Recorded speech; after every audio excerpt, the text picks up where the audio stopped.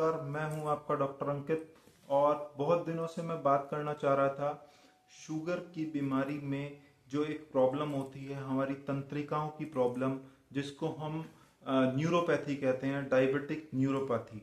इसके बारे में मैं बहुत दिन से बात करना चाह रहा था क्योंकि इस प्रॉब्लम के कारण कई बार लोगों को, कई बार पेशेंट्स को अपना कोई पैर तक खोना पड़ता है या कई बार जान से हाथ भी धोना पड़ता है। वो कैसे, इस वीडियो में हम इस बारे में बात करेंगे। एक्चुअली होता क्या है, क्या होती है डायबिटिक न्यूरोपैथी, क्या होती है ये नसों की प्रॉब्लम, जिसको हम तंत्रिकाएं कहते हैं, नसें कहते हैं, नर्व्स कहते हैं। शुगर की बीमारी में बहुत कॉमन चीज है डायबिटिक न्यूरोपैथी। एक्चुअली में होता क्या है, लगभग ये मान के चलिए कि 50% पेशेंट्स में शुगर के न्यूरोपैथी होने का चांस होता है। तंत्रिकाएं, ये नसें अफेक्टेड होती हैं और ये डिपेंड करता है कि कितने समय की शुगर की बीमारी उनको हो चुकी है, मतलब कितने सालों की। किसी पेशेंट को 5 साल में दिक्कत होने लगती है, किसी को 15 साल में होने लगती है, लेकिन लगभग 50% पेशेंट इससे अफेक्टेड हो जाते हैं। इसके अलावा अगर हमारा शुगर कंट्रोल अच्छे से नहीं है, बढ़ी रहती है, तो उन पेशेंट्स को जल्दी से ये प्रॉब्लम हो जाती है। तो बहुत इंपॉर्टेंट चीज है। होता क्या है, क्या सिम्टम्स आते हैं, पेशेंट को लगने लगता है कि उसके पैर में सुनपन से स्टार्ट होता है, पेन होने लगती है पैरों में, सुन होने लगते हैं, झंझनाहट आने लगती है, जलन लगने लगती है, थोड़ी सुइयां सी चुभने लगती हैं। रात को सोते हुए फिर पेशेंट पेन से नींद खराब होने लगती है। तो ये सब डायबिटिक न्यूरोपैथी के लक्षण होते हैं जो शुरू शुरू में पेशेंट इसको इग्नोर कर देता है। तो इग्नोर करने से क्या होता है, इसके बाद ये आगे प्रोग्रेस कर जाती है और प्रोग्रेस करके क्या होता है कि पेन सेंसेशन कम होने लगता है। पेशेंट को पता नहीं चलता कि अगर उसको कोई सुई भी चुभती है या कोई छोटी मोटी चोट लगती है तो उसे पता नहीं चलता, मतलब उसका सेंसेशन खराब होने लगता है, जिसको हम कहते हैं पैर में से लॉस ऑफ सेंसेशन होने लगता है। क्योंकि हम पहले अलर्ट नहीं हुए होते, हमने पेन को इग्नोर किया होता है, सुनपन को या झंझनाहट को इग्नोर किया होता है। अब क्या होता है कि जब छोटी मोटी चोट का पता नहीं लगता तो वो इग्नोर हो जाती है, फिर वो बड़ा रूप ले लेती है। इधर से शुगर बढ़ी हुई है, इधर से वो चोट बड़ी हो रही है, तो उससे अल्सर बन जाता है, बड़ी चोट हो जाती है।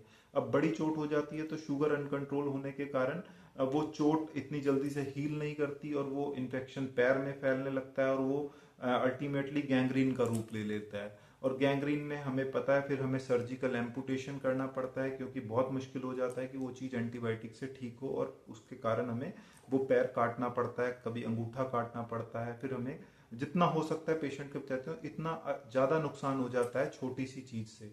तो इसलिए टॉपिक बहुत इंपॉर्टेंट है।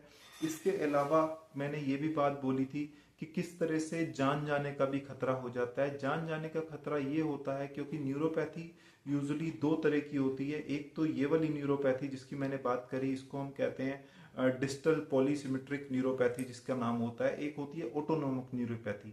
ऑटोनोमिक न्यूरोपैथी जो होती है वो अलग चीज होती है, क्योंकि हम सब लोग जानते हैं और शायद बहुत सारे लोग सुनते हैं कि शुगर के मरीजों को छाती का दर्द नहीं होता, उनको पेनलेस हार्ट अटैक आता है। उनको पेनलेस हार्ट अटैक नहीं आता है, उनका मतलब पेनलेस इसलिए हो जाता है क्योंकि शुगर की बीमारी के कारण जो नसें थी, जो न्यूरोपैथी हुई थी, जो तंत्रिकाएं थी, वो खराब हो जाती हैं। उनको वो ऑटोनोमिक न्यूरोपैथी हुई होती है। जो नसें, जो तंत्रिकाएं, जो नर्व्स वहां से सिग्नल ली जाती थी, वो खराब हो गई, उनको वो शुगर ने खराब कर दिया, तो पेन सेंसेशन दिमाग तक पहुंचा ही नहीं।